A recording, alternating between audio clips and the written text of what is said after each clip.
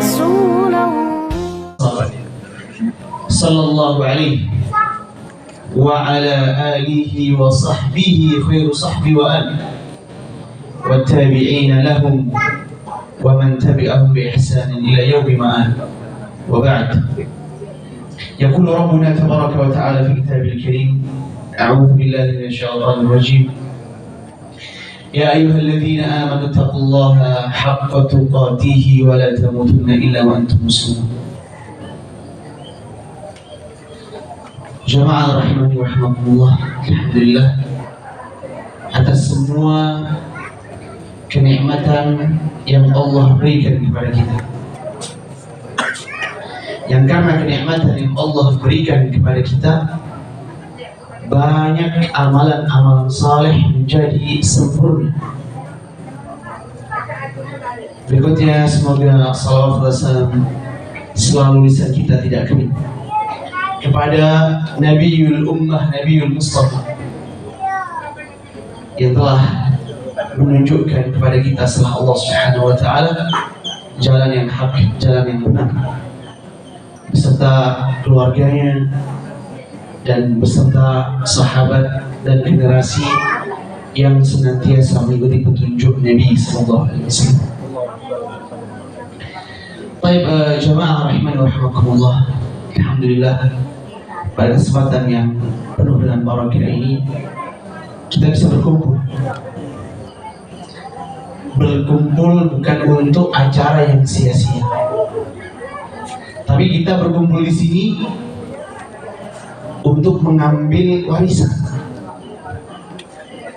Ya, di saat mungkin sebagian kaum muslimin, mudah-mudahan Allah berikan hidayah kepada kita semua khususnya, sibuk dengan warisan yang sifatnya duniawi mungkin, tapi kita di sini masya Allah bangun pagi jemaah, bangun pagi-pagi berangkat dari rumahnya, mungkin rumahnya jauh dari tempat ini, semangat, nggak ngantuk insya Allah dalam acara ngambil warisan.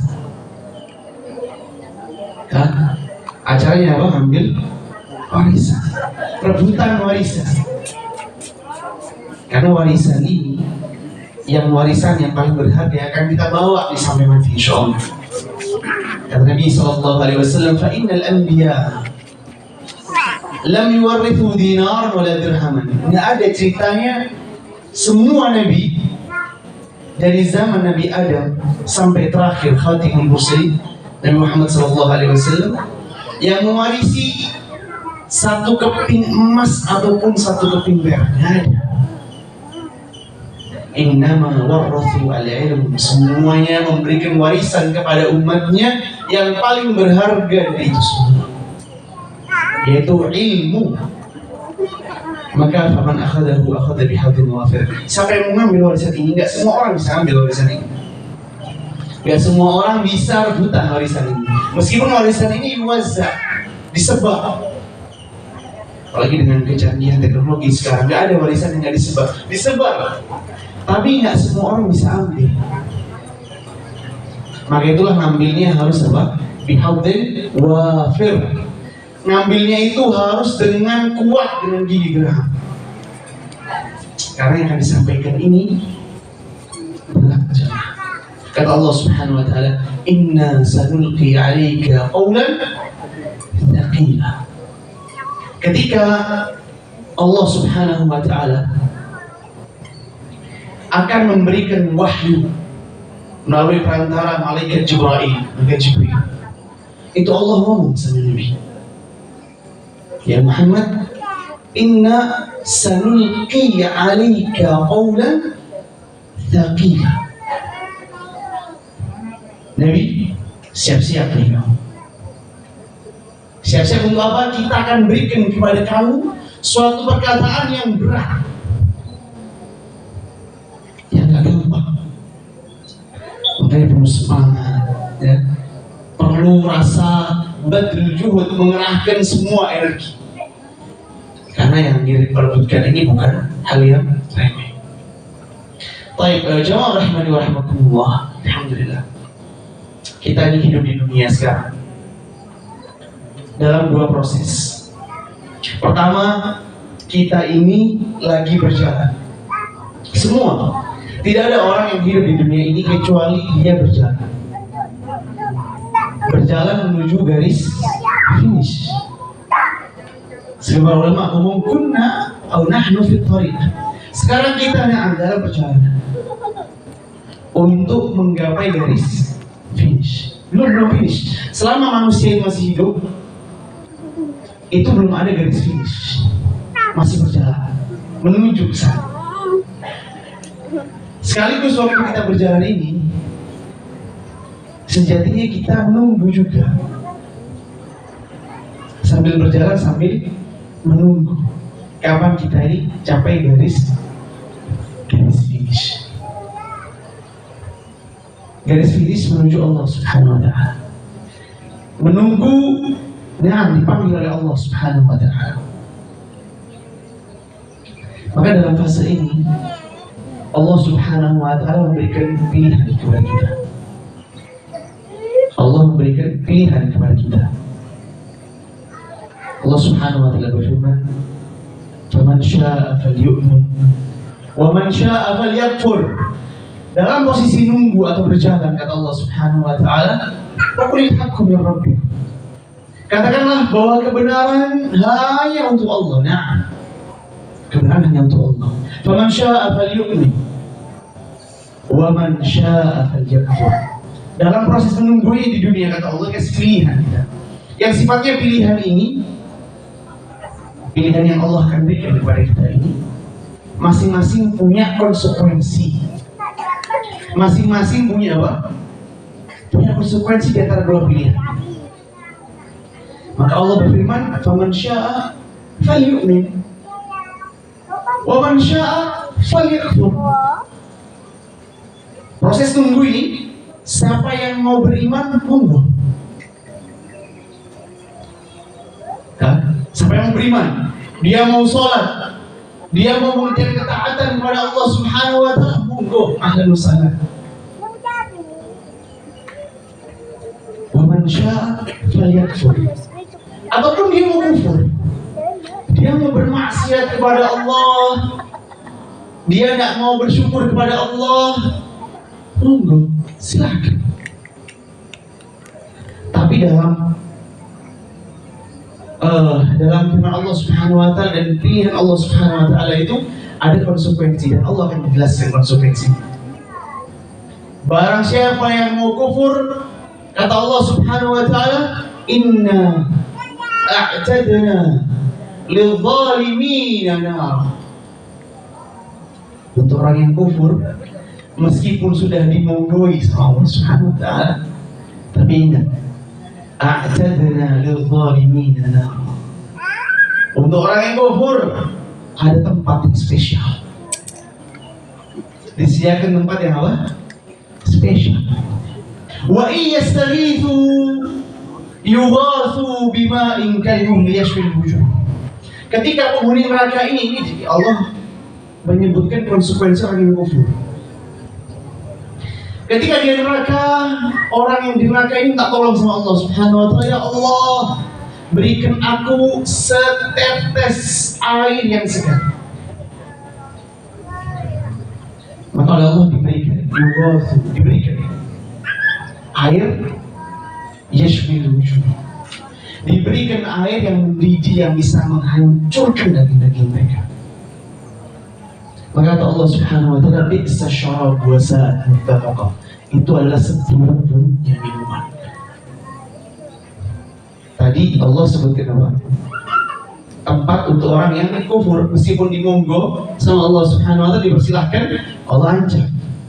Ada ancamannya. Kemudian Allah berikan juga tempat yang spesial untuk orang yang mau beriman kepada Allah Subhanahu wa ta'ala. Yang kita insya Allah nggak asing dengan tempat ini. Banyak sekali yang kita dengarkan dari tempat ini. Kata Allah Subhanahu wa ta'ala, "Innal ladzina amanu wa 'amilus shalihat inna la nudhi'u lahum ajran hasanah." Kita nggak akan lupa, kita akan saksikan nanti orang yang beriman dan beramal saleh, pahala mereka akan mereka panggil. akan diberikan surga oleh Allah Subhanahu wa taala, yuhallawna fiha, yang diberikan kenikmatan-kenikmatan yang luar biasa. Dipakaikan emas, dipakaikan kain sutra yang tebal oleh Allah Subhanahu wa taala. Maka kita sebagai muslim, maksud hadirin jamaah rahimanallah, harus mengerjakan innal ladzina amanu wa 'amilus shalihat. Dan di sini banyak permasalahan.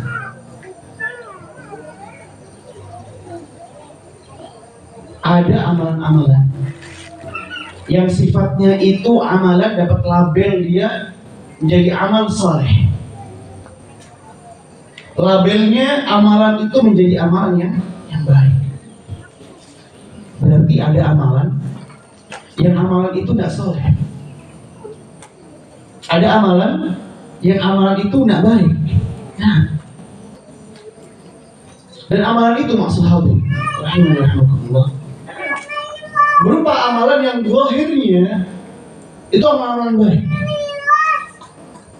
Ya, nah, berupa salat, berupa puasa, berupa zakat, berupa haji, dan semua amalan-amalan soleh. Jadi ketika orang melakukan amalan-amalan ini, jamaah rahimahullah, dia kemungkinan mengerjakan dua kriteria. Bisa menjadi amalan saleh atau amalan yang tidak saleh. Nyatanya dalam kehidupan kita, tidak semua amalan-amalan baik yang zahirnya baik itu menjadi amalan-amalan saleh. Kita hafal surat Al-Mulk, Allah Subhanahu wa taala berfirman dalam ayat yang kedua, Tabarakalladzi biyadihi al-mulk wa huwa 'ala kulli syai'in qadir.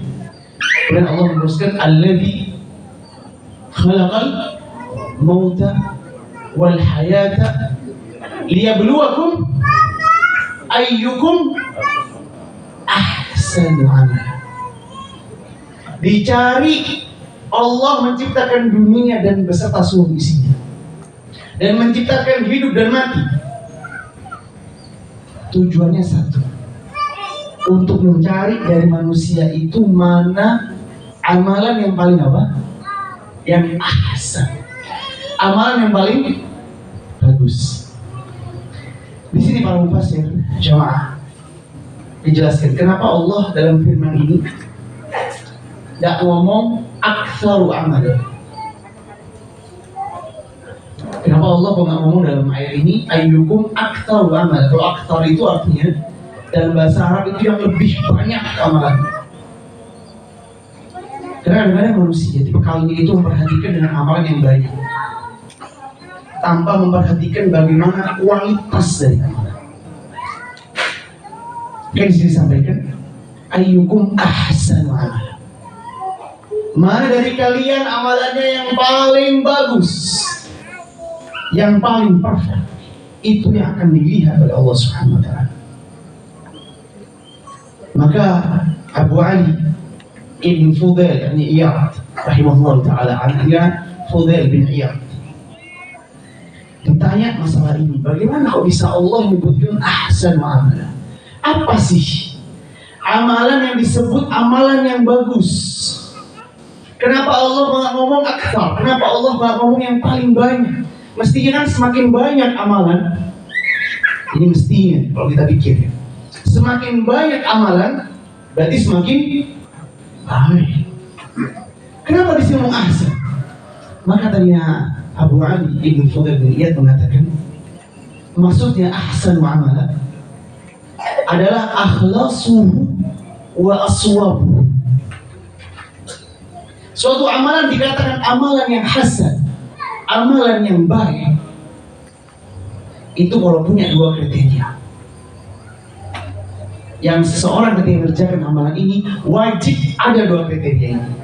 Kalau nggak ada dua kriteria ini, sudah pasti amalan ditolak. Jadi kita harus ngerti. Sebelum kita mengerjakan puasa, mengerjakan salat, kerjakan haji, kerjakan zakat, kerjakan sedekah, harus kita koreksi ada enggak dalam amalan kita dua kriteria ini. Maka dijawab akhlasuhu wa aswabuhu. Pertama, orang itu mengerjakan amalan itu harus ikhlas kepada Allah Subhanahu wa taala. Yang kedua, kriteria yang kedua, orang itu ketika mengerjakan suatu amalan harus shawab. Shawab artinya apa? Benar. Amalannya apa? Benar. Artinya benar itu apa? Ya ada contohnya dari Nabi SAW. Baik, coba kita mungkin perhatikan ya. Terus dilanjutkan perkataan ini, innal amala idza kana khalisan wa lam yakun shawaban lam yuqbal. Maka Abu Ali bin Fudhal bin Iyad mengatakan, semua amalan kalau dia khalis, ikhlas, orang melakukan pekerjaan ngomong wa anani ikhlas, wa lam yakun shawaban lam yuqbal, tapi tidak benar, nggak ada contohnya, akan diterima oleh Allah Subhanahu wa taala. Itu katanya Abu Ali bin Fudhal bin Iyad. Jadi ada orang ikhlas kepada Allah. Saya ikhlas nih, salat subuh 3 rakaat, ikhlas kepada Allah, tidak mau apa-apa kecuali saya Allah Subhanahu wa taala.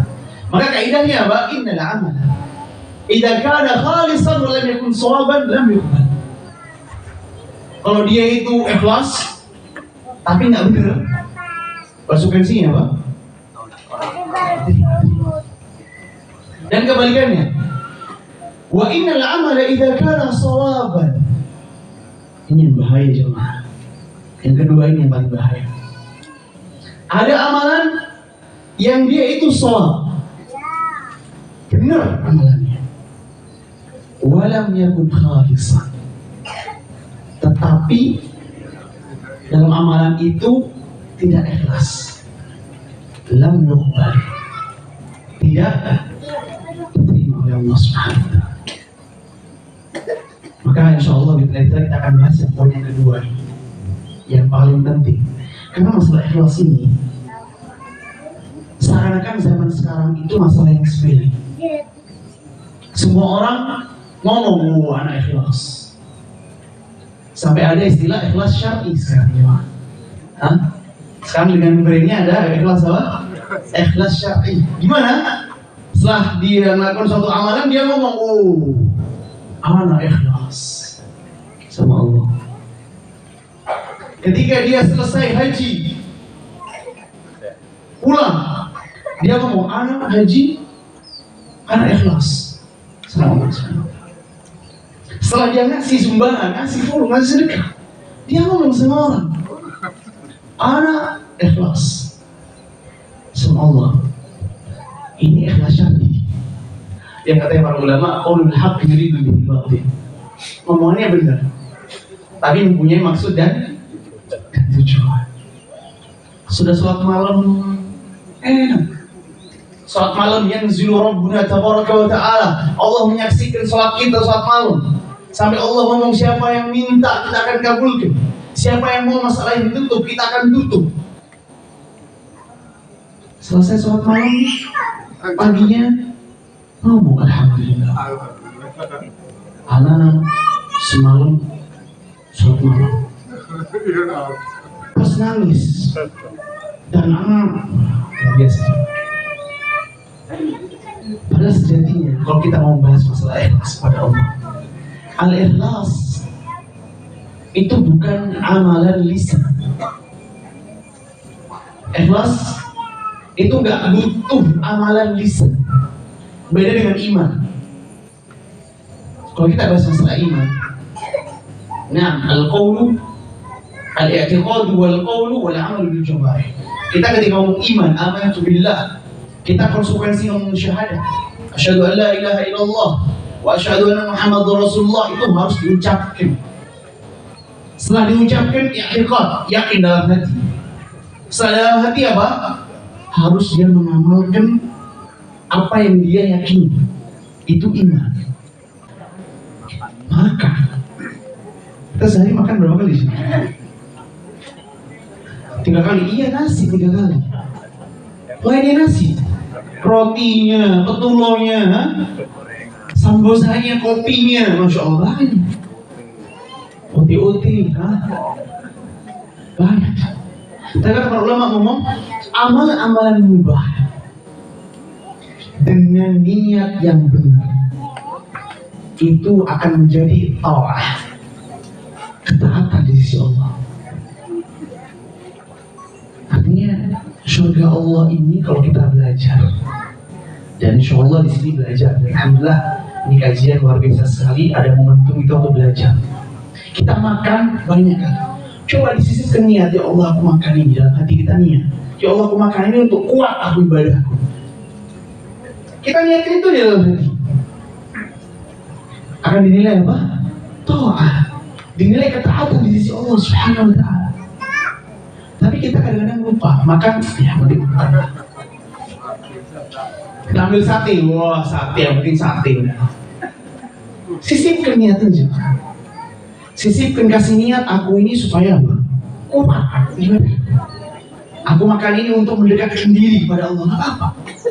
Minum, niatkan itu dalam hati.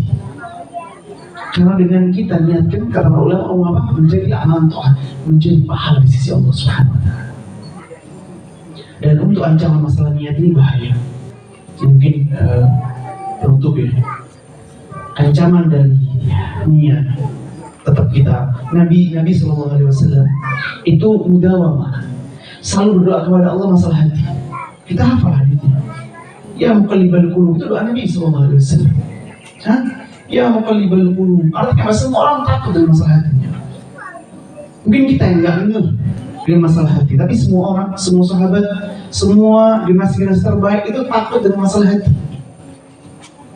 Makanya ada doa, ya muqallibal qulub, tsabbit qalbi ala dinik, tetapkanlah hatiku kepada apa?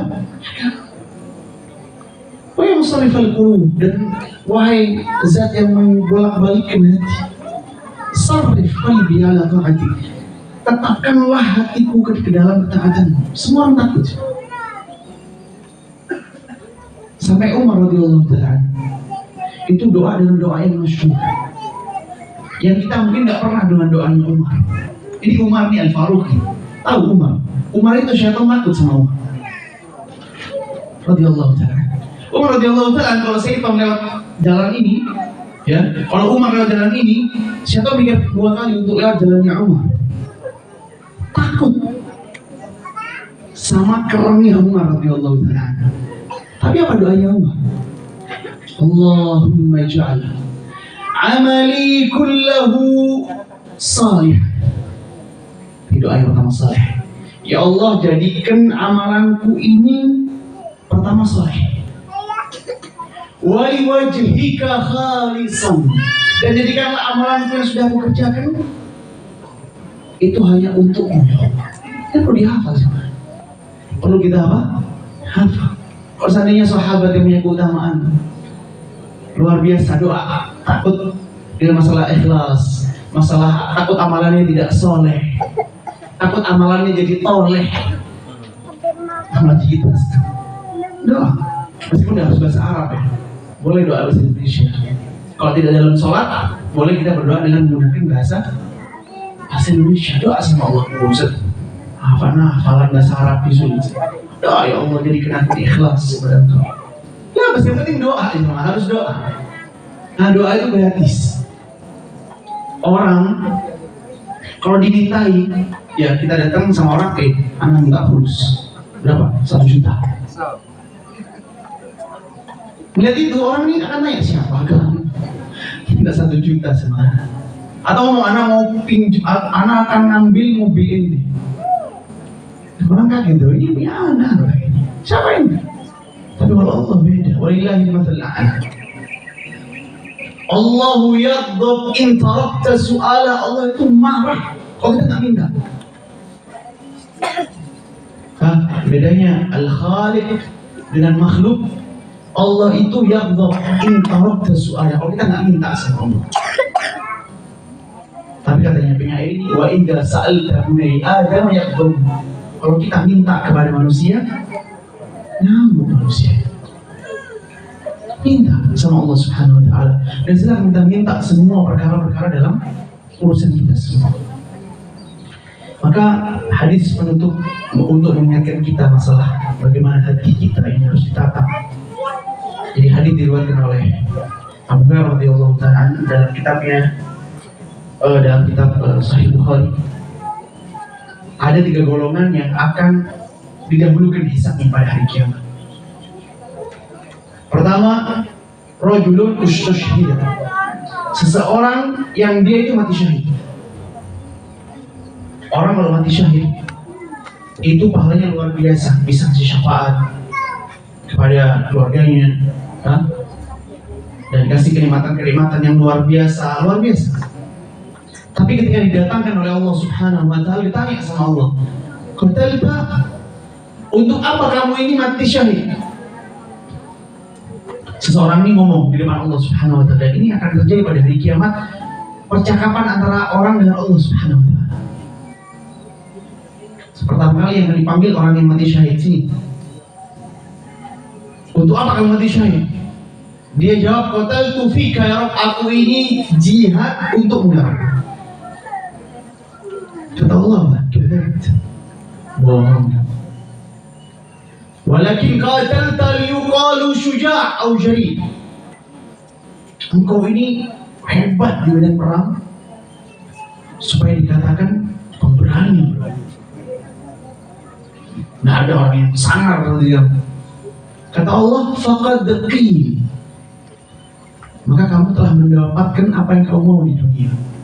Di dunia, disebut pemberani orang ini, hebat. Kata Allah, faqad qil. Kemudian apa? Thumma umira bihi fasuhiba ala wajhihi hatta ulqiya fi an-nar. Kemudian diperintahkan malaikat datang, diseret muka orang ini, kepalanya di bawah, lemparkan ke neraka Allah Subhanahu wa taala. Siapa yang dilemparkan jemaah? Bukan orang yang sholat, orang yang mati syahid. Ya mungkin zaman sekarang kita sudah alhamdulillah dijemur di aman dan nggak ada peperangan mungkin di Jember.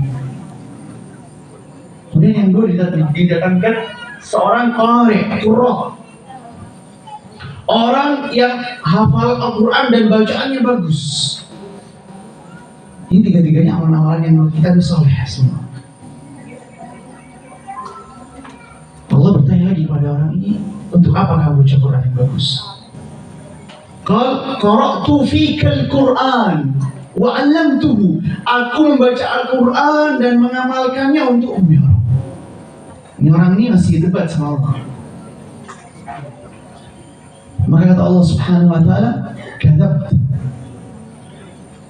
Kamu bohong, kamu itu gitu supaya apa? Dapat pujian qurra, soal pembaca Al-Quran. Faqad qil, maka kamu telah menerima pujian itu. Maka kondisi dua orang ini sama, fasuhiba ala wajhi atau wajhina, dilemparkan sama Allah di neraka. Yang ketiga, seorang yang jawad itu dermawan. Dan semua ini aman-aman saleh. Semua ini aman-aman yang saleh. Dermawan juga sama. Buat apa kamu ngasih fulus yang banyak, ngasih uang yang banyak ini buat apa? Dia ngomong di jalan ya Allah. Fakat ini, kalau kadzab kamu berdosa, kamu telah mendapatkan kenikmatan itu di dunia, kamu dikatakan dermawan luar biasa, sama tiga-tiganya dilempar sama Allah ke neraka Allah Subhanahu wa taala. Maka sudah jadi hal yang sangat pantas kalau kita ini takut kepada niat yang tidak benar. Di sini para ulama menerjemahkan atau mensyarah hadis innamal a'malu binniyat dibahas. Yang bermasalah itu ketika amalan pertamanya itu sudah tidak benar. Itu yang bermasalah, yang akan ditolak oleh Allah Subhanahu wa taala. Kita sholat nih, jangan dari rumah anak sholat supaya dilihat anak ini orang yang sok pertama. Contohnya, ini yang nggak benar. Tetapi kalau di tengah-tengah amalan, contoh sekarang dia pertama sholat niatnya benar untuk Allah Subhanahu wa taala, benar. Kemudian di tengah bermain hatinya, kamu ada ini. Maka ini kata para ulama disampaikan harus di lawan. Dan insya Allah kalau kita melawan, tidak membatalkan niat kita, tidak membatalkan ibadah kita. Tapi harus apa? Harus dilawan. Harus diapakan? Dilawan, jangan benar gak usah dilawan. Zendi dia enak-enakan, enggak. Harus diapakan? Dilawan. Yang ini yang insya Allah akan melihat kualitas amal kita berdasarkan dengan bagaimana kita melawan permainan dari syaitan. Ya mungkin itu jemaah yang bisa Anda sampaikan pada kesempatan yang penuh dengan barakah ini. Mudah-mudahan kita dijadikan oleh Allah Subhanahu wa Ta'ala sebagai orang yang mendengarkan ilmu kemudian mengerjakan. Karena kalau cuma hanya mendengarkan tidak dikerjakan, tidak ada apa-apanya. Jadi ketika seorang muslim ketika mendengarkan suatu ilmu, harus dia sepulang dari tempat ini insya Allah dikerjakan, diamalkan, supaya kita semua mendapat jaminan atau mendapat label dari Allah Subhanahu wa Ta'ala sebagai orang yang mukhlis, orang yang ikhlas kepada Allah Subhanahu wa Ta'ala.